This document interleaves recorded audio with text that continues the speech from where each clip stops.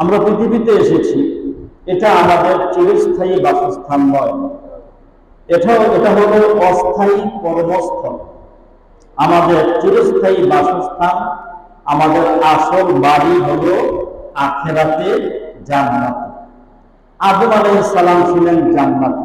পৃথিবীতে যত মানুষ আছে, মুসলমান, ইহুদি, খ্রিস্টান, হিন্দু, বৌদ্ধ, সবাই কার সন্তান? আদম আলাইহিস সালামের সন্তান। আদম আলাইহিস সালামের বাড়ি জান্নাতে।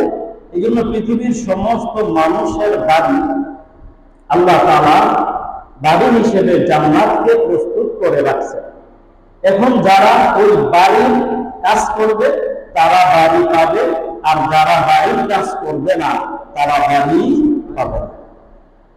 আখিরাতের বিষয়টাকে একটু সহজে বোঝানোর জন্য একটা উদাহরণ ধরেন, কোন এক ব্যক্তি কোন কোম্পানিতে চাকরি পেয়েছে, কোম্পানিতে কাজ করে, চাকরি করে। এখন এই ব্যক্তিকে দুটা জিনিস খেয়াল রাখতে হবে। সে যে কোম্পানিতে আসছে, কি জন্য আসছে? যাতে স্ত্রী সন্তান নিয়ে বাড়িতে সুখে শান্তিতে বসবাস করতে পারে। এই জন্য সে সারাটা দিন কষ্ট করে কাজ করে। এখন এই কাজ করার ক্ষেত্রে তাকে আরেকটা জিনিস খেয়াল রাখতে হবে, যে আমার যে মালিক, তার সকল বিষয়ে খেয়াল রাখতে হবে, তার সকল আদেশ মানতে হবে। এই যে আদেশটা মানতে হবে, এটা কেন? ওই যে বাড়ির পরিবার পরিজন যাতে সুখে শান্তিতে থাকতে পারে, এই জন্য। এখন কোন একজন মালিক, কোম্পানির মালিক তার কর্মচারীকে 10,000 টাকা দিয়ে বলল যে সোনাপুর দিয়ে অমুক অমুক দোকানে এই টাকাগুলো দিয়ে আসে। এখন সে মালিকের কথা মতো টাকাগুলো নিয়ে গেছে।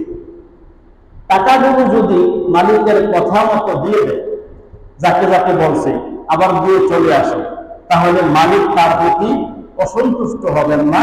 সে মালিকের কথা মানছে, এই জন্য তার চাকরিও থাকবে, মাস শেষে বেতনও পাবে। কিন্তু এই লোকটা যদি সোনাপুর গিয়ে টাকাগুলো যথাস্থানে না দেয় মালিকের কথা মতো, বরং সে রেখে দেয়, নিজে খরচ করে, তাহলে বলেন মালিক তার প্রতি সন্তুষ্ট থাকবে না অসন্তুষ্ট হয়ে যাবে? তার বিরুদ্ধে কোনো ব্যবস্থা নেবে না? অবশ্যই ব্যবস্থা নেবে। ঠিক আমাদের বাড়ি হলো জান্নাত, আর এই বাড়ির মালিককে আল্লাহ তাআলা। তো আল্লাহ তাআলা বাড়ির মালিক। জান্নাত যদি আমাদের পেতে হয় তাহলে আদেশ মানতে হবে কার? আল্লাহ। যেহেতু তিনি মালিক, আর মালিক আমাদেরকে এই পৃথিবীতে পাঠাইছেন যে তোমরা পৃথিবীতে গিয়ে দুইটা কাজ করবা, দুইটা হক আদায় করবা। দুইটা হক ওই যে ব্যক্তির মতো সোনাপুর দিয়ে বলছে যে এই টাকাগুলো দোকানে দোকানে দিবা, তো আল্লাহ আমাদেরকে দুনিয়াতে পাঠাইয়া বলছে দুইটা হক আদায় করবা। দুইটা হক আদায় করে তোমরা আমার কাছে আসবা। যদি দুইটা হক আদায় করতে পারো তাহলে আমি যে জান্নাত তৈরি করছি এই জান্নাত তোমাদেরকে দান করব। এই দুইটা হক কি? এক নাম্বার হলো আল্লাহর হক, দুই নাম্বার হলো বান্দার হক। আল্লাহর হক এর মধ্যে আবার দুই প্রকার, যেমন আল্লাহর সাথে শরীক না করা। আল্লাহ ওয়াদা দিয়েছেন যে ব্যক্তি আমার সাথে শিরিক করবে না আমি তাকে অবশ্যই জান্নাত দান করব। আরেক ধরনের হক হলো নামাজ, রোজা, হজ, যাকাত, ইবাদত। এগুলো হলো আল্লাহর হক। কেউ যদি আল্লাহর হকগুলো পালন করতে পারে তাহলে আল্লাহ রাব্বুল আলামিন তাকে কি দিবেন? জান্নাত দান করবেন। আর যদি বান্দার হক আদায় করে দেয় তাহলেও সে জান্নাত পাবে। কিন্তু কোন একটা করছে, কোন একটা করে নাই। বান্দার হক আদায় করে নাই, বান্দার হক নষ্ট করছে, তাহলে সে জান্নাত পাবে না, তার অবশ্যই হিসাব হবে। তো আমরা পৃথিবীতে এসেছি, আমরা যে কাজগুলো করব আল্লাহর হক আদায় করছি কিনা, বান্দার হক আদায় করছি কিনা, এগুলোর পুঙ্খানুপুঙ্খভাবে কি হবে? হিসাব হবে। ওই দিনটাকেই বলা হয় ইয়াউমুদ্দিন, বিচার দিবস। ওই দিন আল্লাহ রাব্বুল আলামিন প্রত্যেকটা মানুষের সামান্য থেকে সামান্য কাজের হিসাব দিবেন। ভালো হলে ভালো, খারাপ হলে খারাপ। সূরা জিলজালে আল্লাহ রাব্বুল আলামিন বলেছেন, ফামান ইয়ামাল মিসকালা যাররাতিন খায়রান ইয়ারা। যে ব্যক্তি সামান্য ভালো কাজ করছে সেটাও সে সেদিন পেয়ে যাবে। আর যে ব্যক্তি সামান্য খারাপ কাজ করছে সেটাও সে সেদিন দেখতে পাবে। অপর আয়াতে আল্লাহ রাব্বুল আলামিন বলেন, وَنَضَعُ الْمَوَازِينَ الْقِسْطَ لِيَوْمِ الْقِيَامَةِ فَلَا تُظْلَمُ نَفْسٌ شَيْئًا। কিয়ামতের ময়দানে ইনসাফ প্রতিষ্ঠা করার জন্য ইনসাফ ভিত্তিক দাঁড়ি পাল্লা কায়েম করা হবে। ফালা তুযলামু নাফসুন শাইআ, সেদিন দুনিয়ার কোন মানুষের প্রতি বিন্দু মাত্র জুলুম করা হবে না। ওয়া ইন তাকুম মিসকালা হাববাতিন মিন খারদালিন আতাইনা বিহা, দুনিয়ার মানুষ যদি দুনিয়াতে সামান্য যে কোনো কাজ করে আল্লাহ রাব্বুল আলামিন কিয়ামতের ময়দানে সেটা অবশ্যই উপস্থিত করবেন। সামান্য কাজ করলে আল্লাহ সেটা সেদিন উপস্থিত করবেন। হিসাবের কাজ শুরু হয়ে যাবে। হিসাব নেওয়ার আগে আল্লাহ প্রথমে প্রতিশোধ নেওয়ার ব্যবস্থা করবেন। গত সপ্তাহে বলেছিলাম আল্লাহ প্রথমে প্রতিশোধ নেওয়ার ব্যবস্থা করবেন পশু পাখিদের। হাদিস শরীফে নবীজি বলেছেন, যে শিংওয়ালা প্রাণী, শিং ছাড়া প্রাণীকে আঘাত করেছে, গুতা মেরেছে, আল্লাহ রাব্বুল আলামিন কিয়ামতের ময়দানে ওই শিং ছাড়া প্রাণীর শিং গজায় দিবেন, আর শিংওয়ালা প্রাণীর শিং দিবেন না। এভাবে বলবে তুমি তোমার প্রতিশোধ নাও। প্রত্যেকটা পশু পাখি সেদিন কি নেবে? প্রতিশোধ নেবে। তারপর সেগুলো মাটি হয়ে যাবে। এবার পশু পাখিদের প্রতিশোধ নেওয়ার পরে আল্লাহ রাব্বুল আলামিন এবার মানুষের মাঝে প্রতিশোধ নেওয়ার ব্যবস্থা করবেন। মানুষগুলোকে বলবেন যে তোমরা যে যার হক নষ্ট করেছো, যার হক নষ্ট হয়েছে, তোমরা তোমাদের হক বুঝে নাও। কে তোমাদের হক নষ্ট করছে, তোমরা সে হক পরিপূর্ণভাবে বুঝে নাও, তারপরে হিসাব হবে। হিসাবের আগে হাদিস শরীফে নবীজি বলছেন, সাহাবায়ে কেরামকে প্রশ্ন করলেন, ও আমার সাহাবারা আতাদরুনা মাল মুফলিস, তোমরা কি জানো মুফলিসকে, দরিদ্রকে, ভিক্ষুককে? সাহাবায়ে কেরাম বললেন, আল মুফলিসু ফিমা মান লা দিরহামা লাহু ওয়ালা মাতা। ওগো নবী, আমরা তো জানি দরিদ্র হলো যে যার টাকা পয়সা নাই, যার ধন সম্পদ নাই, সে হলো মুফলিস, হতদরিদ্র। তারপর নবীজি বললেন, না, আমার উম্মতের মধ্যে সবচেয়ে মিসকিন দরিদ্র হলো ওই ব্যক্তি যে কিয়ামতের ময়দানে ইয়াতি ইয়াউমাল কিয়ামা বিসসালাতিন ওয়া সাওমিন ওয়া যাকাত, কিয়ামতের ময়দানে নামাজ, রোজা, হজ, যাকাতের অনেক সওয়াব নিয়ে উপস্থিত হবে। আমলগুলো আমার পাশাপাশি সে মানুষের হক নষ্ট করে আসবে। কাউকে গালি দিছে, কারো নামে মিথ্যা অপবাদ দিছে, চা দোকানে বসে কারো নামে গিবত করছে, কাউকে আঘাত করছে, কারো মাল খেয়ে ফেলছে, এই অপরাধগুলো সে করে আসবে। খেয়াল করবেন, আল্লাহর হক আদায় করছে, নামাজ, রোজা, হজ, যাকাত সব করছে, কিন্তু মানুষের হক গুলো কি করে নাই? আদায় করে নাই, মানুষের উপর জুলুম করছে। তখন কি হবে? এই প্রতিশোধের ব্যবস্থা আল্লাহ করবেন। ফায়ুতা মিন হাসহাদা মিন হাসানাত ওয়া হাদা মিন হাসানাত, যার উপর জুলুম করা হয়েছে, যে জুলুম করছে, ওই যে তার নেক আমল ওই মাজলুম ব্যক্তিকে দেওয়া হবে। যাকে থাপ্পড় মেরেছে তাকে থাপ্পড় পরিমাণ সওয়াব দেওয়া হবে। যাকে হত্যা করে ফেলেছে ওই জালিম ব্যক্তির সমস্ত নেক আমল ওই হত্যাকারী ব্যক্তিকে দেওয়া হবে। তারপর নবীজি বলছেন, এই ফানিয়াত হাসানাতুহু ক্বাবলা আইয়ুবা মা ইউবা আলাইহি, যদি তার আমলনামাগুলো বিচারের আগে শেষ হয়ে যায়। কার? জালিমের, যে নামাজ রোজা সব করছে কিন্তু মানুষের হক কি করে নাই? আদায় করে নাই, মানুষের হক নষ্ট করছে। বিচারের আগে যদি তার সব নেক আমল শেষ হয়ে যায়, আমাদের অবস্থা তো এমন, ঠিক না? আমাদের আমল তো নাই, তার উপরে আমরা মানুষের হক কি করি? নষ্ট করি, বিভিন্নভাবে মানুষের উপর আঘাত করি, মানুষের মান আত্মসাৎ করি। এখন আমাদের তো নেকে নাই, আমাদের কি অবস্থা হবে একটু চিন্তা করি। যার নেক আছে তার অবস্থা নবীজি বলতেছে, দিতে দিতে মানুষের হক দিতে দিতে চান, নেক আমল একবার নাই। এবার আল্লাহ বলবেন, পাওয়া বাড়া আছে যাদের উপর অত্যাচার করছে, তোমাদের গুনাহগুলো তাকে দাও। কাকে? জালিম। তোমাদের গুনাহগুলো তাকে দাও, বা সবার গুনাহে জালিমকে দিবে, এবারে জালিম গুনাহ নিয়ে অতুরিহাতুন না জাহান্নামে নিক্ষিপ্ত হবে। নেক আমল কোনো কাজে আসে না। কেন? ওই মানুষের হক কি করে নাই, আদায় করে নাই, মানুষের হক নষ্ট করছে। এই জন্য আমাদের এটা সবার আগে খেয়াল রাখতে হবে যে আমার দ্বারা নেক আমল করি যাই, নেক আমল তো করতে হবে, কিন্তু মানুষের হক কোনোভাবে নষ্ট করা যাবে না। এক হাদিসে রয়েছে, নবীজি বলছেন কিয়ামতের ময়দানে বিচারের সময় আল্লাহর কাছে 3টা খাতা থাকবে। একটা খাতার মধ্যে, একটা খাতা এমন যে খাতার মধ্যে মানুষের নেক আমল থাকবে, আল্লাহ এটাকে বেশি একটা গুরুত্ব দিবেন না। আল্লাহ ইচ্ছা করলে মাফও করে দিবেন, না হলে হিসাব করে শাস্তি দিবেন। সেটা হলো আমাদের নামাজ, রোজা, হজ, যাকাত, এগুলো হিসাব করবেন। আল্লাহ যদি ইচ্ছা করেন দয়া করে মাফও করতে পারেন। আরেকটা কথা হবে এমন যে এই খাতার মধ্যে মানুষের শিরকি কর্মকাণ্ড লেখা থাকবে, মানুষ শিরিক করছে। নবীজি বলছেন আল্লাহ তাআলা এমন গুনাহগারদেরকে মাফ করবেন না, শিরিক করলে আল্লাহ কখনো মাফ করবেন না। আরেকটা খাতা থাকবে যে খাতার মধ্যে বান্দার হক সম্পর্কিত গুনাহগুলো থাকবে।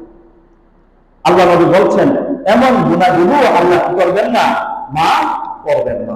অর্থাৎ বান্দার গুনাহ কোনোভাবে কি হবে না, মাফ হবে না। এই জন্য নবীজি আরেক হাদিসে বলছেন, ও আমার সাহাবারা, তোমরা যদি কারো প্রতি সামান্য জুলুম করো, আজকেই সেটা আপনার ফয়সালা করে নাও, এখনই ফয়সালা করে নাও। কারণ তোমার মৃত্যু হয়ে গেলে কিয়ামতের ময়দানে টাকা পয়সা পাবা না। দুনিয়ার মধ্যে টাকা পয়সা দিয়ে তার হক আদায় করতে পারবা, জরিমানা দিতে পারবা, কিন্তু হাসরের ময়দানে টাকা পয়সা থাকবে না। তখন কিন্তু আল্লাহ প্রতিশোধ নেওয়ার ব্যবস্থা করলে তোমার নেক আমল নিয়ে যাবে। তুমি বিশাল নেক আমল নিয়ে গেলেও সেদিন তুমি মিসকিন হয়ে যাবে, তোমার নেক আমল কোনো কাজে আসবে না। এই জন্য আমাদের খেয়াল রাখতে হবে আমার কোনো কাজে, কোনো কথায়, কোনো বান্দা, আল্লাহর কোনো বান্দা যাতে কষ্ট না পায়। বান্দার হক 3 ধরনের। এই 3 ধরনের হকের প্রতি আমাদের খেয়াল রাখতে হবে। 1 নাম্বার জান, 2 নাম্বার মাল, 3 নাম্বার ইজ্জত। এটাও বিদায় হজের বাসরে নবীজি বলেছেন, সংকেতের জন্য আমি তাড়াতাড়ি বলছি। 3টা জিনিস আমাদের খেয়াল রাখতে হবে। আমার দ্বারা কোনো বান্দা শরীরে যাতে আঘাত না হয়, অর্থাৎ কাউকে হত্যা করা যাবে না এবং কারো প্রতি জুলুম করা যাবে না, যে কোনো ভাবে হোক। অনেকে বলতে পারে আমি মানলাম না, আরেকজন দিয়ে মারাইছে, তবে এটা জুলুম না? ওইটা সরাসরি মারা হলো না, ঘুরে মারা হয়েছে। এটা মানুষকে হত্যা করা যাবে না বা মানুষের প্রতি কোনো জুলুম করা যাবে না। কারণ জুলুম যদি করে তাহলে এর বিচার অবশ্যই হবে। দুনিয়াতে তো হবেই, দুনিয়াতে আল্লাহ করতেও পারে, নাও করতে পারে, কিন্তু হাসরের ময়দানে অবশ্যই হবে। আরেকটা কথা খেয়াল রাখবেন, জালিমকে আল্লাহ কখনো ছাড় দেয় না, কিন্তু সুযোগ দেয়। কি দেয়? সুযোগ দেয়। আমাদের যে দেশে যেটা হয়েছে, এটা শিক্ষা দেওয়ার জন্য বেশি দূরে যাইতে হইব না। গত সোমবারে যা হয়েছে তাই যথেষ্ট, কিন্তু বুঝেন জালিম কখনো ছাড় পাবে, এটা আমাদের জন্য বড় একটা শিক্ষা যে মানুষের প্রতি কোনো জুলুম করা যাবে না। এখন কেউ যদি আমার প্রতি বা আপনার প্রতি জুলুম করে, তার কি প্রতিশোধ নেওয়া যাবে না? প্রতিশোধ নেওয়া যাবে। ভালো করে খেয়াল করেন, দেশের যে পরিস্থিতি আমরা বুঝি না, ইসলাম শরীয়ত বুঝি না, প্রতিশোধ নেওয়া যাবে। প্রতিশোধ কখন হয়? যখন এটা আইনের মাধ্যমে নেওয়া হয়, তখন কি হয়? প্রতিশোধ হয়। হাসরের ময়দানে প্রতিশোধ নিতে বলবেন আল্লাহ, উনি বিচারক, এই জন্য সেটা কি হবে? প্রতিশোধ। ঠিক যদি মনে করেন যে কোন রাজনীতি দল আপনার উপর অত্যাচার করছে, এখন আপনি যদি তার প্রতিশোধ নিতে চান, তাহলে আইনের ব্যবস্থা হতে হবে, তার মানে মামলা করতে হবে, তারপর প্রতিশোধ নিতে হবে। কিন্তু আপনি যদি মনে করেন যে তার ক্ষমতা গেছে, এবার যা ইচ্ছা তা করুন, তাহলে এটা প্রতিশোধ না, এটা হলো ফিতনা। এটা হলো কি? ফিতনা। এটা কবিরা গুনাহ, সম্পূর্ণ হারাম। মানুষের জান মাল কোনোভাবেই নষ্ট করা যাবে না। এখন এক পার্টি ক্ষমতাতে গেছে, আপনি অত্যাচার করতেছেন, এখন তারা কোনো সময় আবার আসবে না? আপনার উপর আবার অত্যাচার হবে না? আমাদের দেশে মারামারি কাটাকাটি জুলুম হয়। একটা আইসা মনে করে যে আমি কিন্তু ক্ষমতার মালিক, এই মানুষের উপর জুলুম করে, আবার সে যাওয়ার পরে আরেকটা আসবে তার প্রতিশোধ নেয়। এভাবে দেশের মধ্যে দাঙ্গা হাঙ্গামা হয়। মানুষের মাঝে ইসলামী শরীয়তের জ্ঞান নাই দিলে এই কাজগুলো হয়। আপনার উপর জুলুম হয়েছে, সাবধান, কখনো কারো উপর প্রতিশোধ দিবেন না, কারো উপর আঘাত করবেন না। যদি প্রতিশোধ নিতে হয় তাহলে আইনের মাধ্যমে প্রতিশোধ নিবেন। 2 নম্বর, মাল, মানুষের মাল অন্যায়ভাবে বক্ষণ করা যাবে না। মানুষের মাল অন্যায়ভাবে বক্ষণ করার 2টা পদ্ধতি। একটা হলো আত্মসাৎ, জোর করে, যেমন সুদ, ঘুষ, এগুলোর মধ্যে জোর করে মানুষের মাল খাওয়া হয়। তারপর ডাকাতি, এগুলোর মধ্যে মানুষের মাল জোর করে খাওয়া সম্পূর্ণ হারাম। আরেক ধরনের মানুষের মাল আপনার হারাম ভাবে খাওয়া, সেটা হলো চুরি। এটা জোর করে না, মানুষের মাল কি করে চুরি করে খায়, এটাও কি হারাম। আবার অনেক সময় টাকা হারানো যায় বা মানুষের জিনিস হারানো যায়। এই ক্ষেত্রে কি, এই ক্ষেত্রে বিধান কি, শরীয়তের বিধান কি? টাকা যদি কম হয়, সামান্য 10, 50, 100 টাকা, তাহলে এই টাকাটা ওই ব্যক্তির নামে গরিব মানুষকে দান করে দিতে হবে, নিজে দিতে পারবে না। আর যদি বেশি হয় তাহলে হাদিস শরীফের ভাষ্যমতে 1 বছর এলান করবে, যে জায়গা টাকাটা পাইছে ওই জায়গার মসজিদে মাইকে কি করবে, এলান করবে। হাদিস শরীফের ভাষ্যমতে 1 বছর। তবে ফুকাহায়ে কেরাম বলছেন 1 বছর লাগবে না, যতবার এলান করলে মোটামুটি হয়ে যাবে এমন ভাবে এলান করতে হবে যে এই পরিমাণ টাকা পাওয়া গিয়েছে। যদি কারো হয় উপযুক্ত প্রমাণ দিয়ে নিয়ে যাবে। আর যদি টাকার সাথে কোনো পরিচয় থাকে, যেমন অনেকের মানিব্যাগের টাকাও আছে, আবার আইডেন্টি কার্ড আছে। এখন আইডেন্টি কার্ড থাকলে তো নিশ্চয় এই ব্যক্তির ঠিকানা যারা আছে। এখন যে ব্যক্তি টাকাটা পাইছে তার জন্য কি করা উচিত, টাকাটা তার ঠিকানায় পাঠিয়ে দিতে হবে। পাঠানোর খরচ ওই টাকা থেকে গেলে কোনো সমস্যা নেই। কিন্তু এই ব্যক্তি টাকা পাইছে, 2-3 হাজার টাকা পাইছে, 5,000, 10,000 পাইছে, এর সাথে ঠিকানাও আছে, ঠিকানা থাকা সত্ত্বেও টাকাটা খাইছে। এখন আপনি কি মনে করেন তার জন্য হারাম হয়েছে? সম্পূর্ণ হারাম, এটা চুরির মতন গুনাহ। যদি ঠিকানা না থাকে তাও তো মাইকে আরাম করতে হবে, এটা শরীয়তের বিধান। কিন্তু আমাদের মাঝে এই ঈমান, এই তাকওয়া আছে। 500 টাকা রাস্তায় পাইলে এটা খাওয়ার জন্য সবাই ভাগ করে গেল, আর বেশি টাকা পাইলে তো অবস্থা খারাপ। এটা হলো সম্পূর্ণ শরীয়ত বিরোধী কাজ। এই জন্য মানুষের টাকা পাইলে অবশ্যই এটা নিজে খাইতে পারবেন না, এটা অবশ্যই মালিকের কাছে পৌঁছে দেওয়ার ব্যবস্থা করতে হবে, নতুবা গরিব মানুষকে দান করতে হবে, নিজে খাইতে পারবেন না। তাই কোনোভাবে মানুষের মাল আপনার পেটে দিবেন না, তাহলে আল্লাহর রহমত আপনার উপর নাযিল হবে। 3 নাম্বার, মানুষের ইজ্জত সম্মান, মানুষের ইজ্জত সম্মান হেফাজত করতে হবে। কোনো কাজে, কোনো কথায় যাতে কোনো মানুষ কষ্ট না পায়, এটা আপনার খেয়াল রাখতে হবে।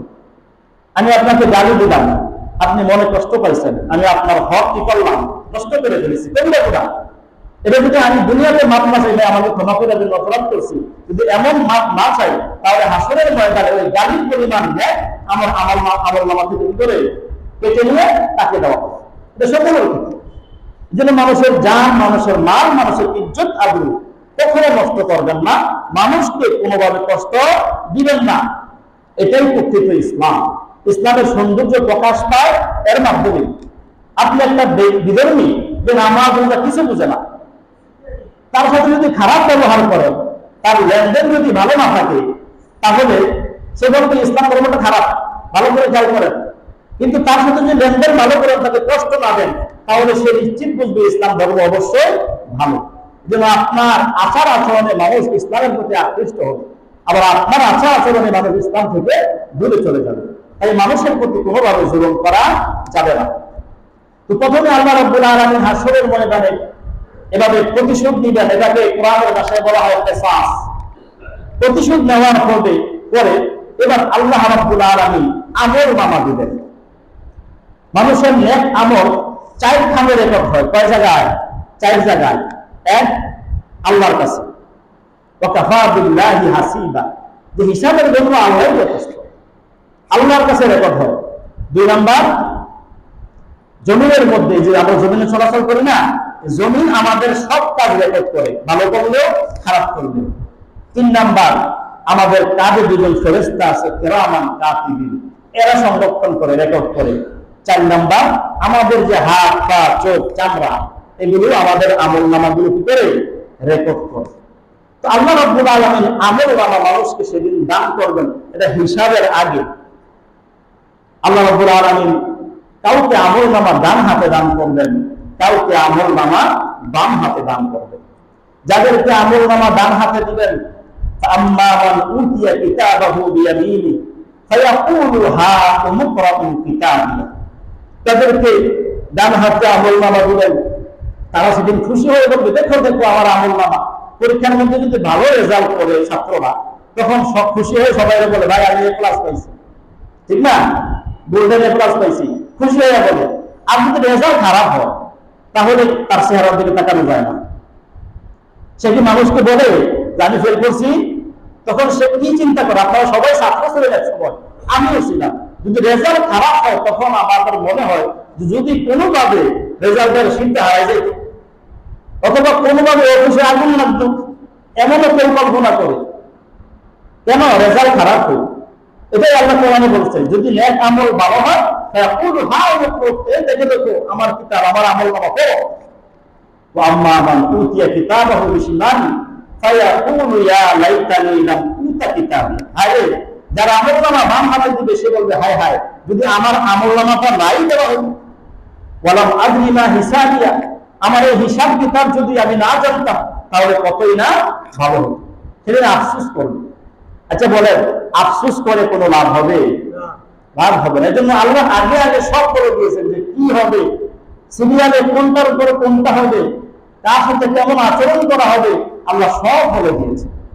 সেদিন আল্লাহকে দোষারোপ করার কোনো সুযোগ নাই। কোরআনের মাধ্যমে, নবী রাসূলদের মাধ্যমে, আলেম ওলামাদের মাধ্যমে আল্লাহ সব বলে দিয়েছে। আমল নামা দেওয়ার পরে এবার আল্লাহ রাব্বুল আলামিন হিসাবের কাজ শুরু করবেন। বিচার দিবস মূল কাজ, এই বিচারের পরেই জান্নাত অথবা জাহান্নাম। তিন ধরনের বিচার হবে। একটা হবে একেবারে মাফ, দ্বিতীয়টা হলো হালকা বিচার, তৃতীয়টা হলো কঠোর বিচার। একেবারে মাফ, এদের কোনো হিসাব হবে না। হাদিস শরীফে নবীজি বলছেন, আমাকে দেখানো হলো যে আমি দেখলাম কোন কোন নবী বিশাল এক উম্মত নিয়ে অতিক্রম করতেছে, আবার কোন নবীর সাথে একজনও নাই, আবার কোন নবীর সাথে 10 জন, কোন নবীর সাথে 5 জন। হঠাৎ দেখলাম বিশাল এক দল নিয়ে এক নবী যাইতেছে। তখন আমি মনে করলাম এই দলটা আমার। ফেরেশতা বলবো, না না না, এই দল আপনার না, উপরে তাকান। তখন আমি উপরে তাকিয়ে দেখবো এর চেয়ে বিশাল একটা দল। ফেরেশতারা বলবো, এটাই আপনার দল, হা উলাই উম্মতি, এরাই আপনার উম্মত। ওয়া উলাই সাবউনা আলফান লা হিসাব আলাইহিম, যে তাদের সামনে যে 70,000 মানুষ দেখছেন, এদের কোনো হিসাব হবে না। নবীজি বলছেন, আল্লাহ আরেকটু বাড়াইয়া দেন। সেদিন নবীজি বলবেন, হাদিসের কথা। তখন আল্লাহ বলবেন, ঠিক আছে, এই 70,000-এর প্রত্যেক জনের লগে আবার 1000 করে বাড়াইলাম। প্রত্যেক একজনের সাথে 1000 নয়, প্রত্যেক একজনের সাথে আবার 70,000 বাড়াইয়া দিলাম। তাহলে মোট কত হয়? মোট হয় 4,90,00,000। 4,90,00,000। তার হাসরের ময়দানে হিসাব ছাড়া জান্নাতে যাবে আমাদের উম্মত, আমাদের নবীর উম্মত কয় কোটি? 4,90,00,000। এরা কারা? তাও কিন্তু নবীজি বলে দিয়েছেন এরা কারা। যে কানু লা ইয়াক্তাউনা ওয়া লা ইয়াস্তারকুনা ওয়া লা ইয়াতাতায়্যারুনা ওয়া আলা রাব্বিহিম ইয়াতাওয়াক্কালুন। এরা হলো এই সমস্ত লোক যারা শুভ অশুভ কোনো জিনিসকে মানে না। আমরা অনেক সময় বলি না, শনিবার দিনটা খারাপ, মঙ্গলবার দিনটা খারাপ, বলি না? এটা সম্পূর্ণ শিরক। দিন সময় কোন জিনিস কোন ক্ষতি বা উপকার করতে পারে না। নবীজি বলছেন, যারা এমন মনে করবে যে সব ক্ষতি এবং উপকার করার মালিককে আল্লাহ, শুভ অশুভ বলতে কিছু নাই, কোন মাজার কোন পীর এদের কোনো ক্ষমতা নাই, সব ক্ষমতার মালিককে আল্লাহ। যারা এমন মনে করে শুধুমাত্র আল্লাহর উপর ভরসা করে, ওই লোকগুলোকে আল্লাহ তারা হিসাব ছাড়া জান্নাতে প্রবেশ করাইবেন। এখন আপনি মনে করেন যে নামাজ রোজার দরকার নাই, আমি শুধু এই আকীদা বিশ্বাস নিয়ে বসে থাকলাম যে আল্লাহ সব ক্ষমতার মালিক, আমার নামাজ রোজা দরকার নাই, তাহলে কি আপনি ওই 70,000 অন্তর্ভুক্ত হতে পারবেন? এটা কারা? যারা নামাজ রোজা আল্লাহর হক, বান্দার হক আদায়ের পরে এই বিশ্বাস রাখে এবং বিশ্বাসের সাথে আমলও করে, কোনো মাজারে কোনো পীরের কাছে চায় না, কোনো দিনকে অশুভ মনে করে না, কোনো পেশা আমেশা এগুলো মানে না, তাদেরকে আল্লাহ হিসাব ছাড়া সেদিন জান্নাতে যাওয়ার ব্যবস্থা করবেন। এটা এক নাম্বার। দোয়া করে যেতে আল্লাহ আমাদের হিসাব ছাড়া কোথায় দেন? জান্নাতে যাওয়ার ব্যবস্থা করে দেন। কারণ যার হিসাব হবে, নবীজি বলেছেন মান নুকিশা ইউহলাক, যার হিসাব পুঙ্খানুপুঙ্খানো দেওয়া হবে সে নিশ্চিত ধ্বংস হবে। এই জন্য সকলে দোয়া করবেন যে আল্লাহ হিসাব ছাড়া আমাদেরকে জান্নাতে যাওয়ার ব্যবস্থা করে দেন। দুই নাম্বার, হিসাবটা একটু হালকা হবে, সহজ। এটাকে আল্লাহ বলেছেন ফাসাউফা ইউহাসাবু হিসাবান ইয়াসীরা, সেদিন আল্লাহ রাব্বুল আলামিন হিসাবটাকে সহজ করে দিবেন। এটা কেমন হিসাব? হাসরের ময়দানে আল্লাহ কিছু কিছু নবীজির উম্মতকে তার কাছে ডেকে নেবেন।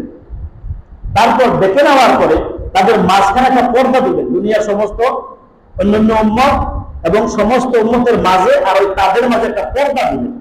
পর্দা দিয়ে ওই লোকদেরকে আল্লাহ বলবেন যে তুমি কি এই গুনাহ করছো? সে বলবে হ্যাঁ ইয়া। তখন বলবে এই গুনাহ করছো? হ্যাঁ। স্বীকার করবে। স্বীকার করার পরে লোকটা পেরেশান হয়ে যাবে যে আমার মনে হয় অবস্থা খারাপ, মনে হয় আমাকে জাহান্নামে দেওয়া হবে। তখন আল্লাহ বলবে ভয় পেও না, দুনিয়াতে তুমি গুনাহ করছো, তোমার গুনাহগুলো আমি গোপন করছি, আজকে গোপন করে দিলাম, গোপন করার জন্য এই পর্দা দিছি, যাও তোমার গুনাহ মাফ করে দিছি, তুমি জান্নাতে চলে যাও। এরা কারা? এরা কারা? যারা যাদেরকে আল্লাহ হিসাব সহজ করবেন, এরা হলো মুমিন। মুমিন কারা? যারা সবসময় নেক আমলের চেষ্টা করে, মাঝে মাঝে গুনাহ হয়, গুনাহ হইলে আবার কি করে? তওবা করে। ভালো করে খেয়াল করবেন, গুনার পরে যারা তওবা করে তাদের হিসাব আল্লাহ কি করবে? সহজ করবে। এখন এই তওবার কাজটা আমাদের মাঝে তো একেবারেই নাই। এখন আপনি আপনার হিসাব কিভাবে সহজ হবে? হিসাব সহজের জন্য অবশ্যই কি করতে হবে? তওবা করতে হবে। কেউ কি বলতে পারবেন যে আমার গুনাহ নাই? কেউ বলতে পারবেন না। এমনকি এটাও কেউ বলতে পারবেন যে আমি কোনোদিন গুনাহ ছাড়া অতিবাহিত করছি। প্রত্যেকটা দিন, প্রত্যেকটা মুহূর্ত আমাদের কি হয়? গুনাহ হয়। কিন্তু গুনাহ হয়, আমরা কি করি না? তওবা করি। তওবা না করলে, খেয়াল করবেন, তওবা না করলে আল্লাহ তাআলা সেদিন হিসাব সহজ করবেন না। 3 নাম্বার যে হিসাবের পদ্ধতি, অবশ্যই হিসাবটা অত্যন্ত কি হবে? কঠোর হবে।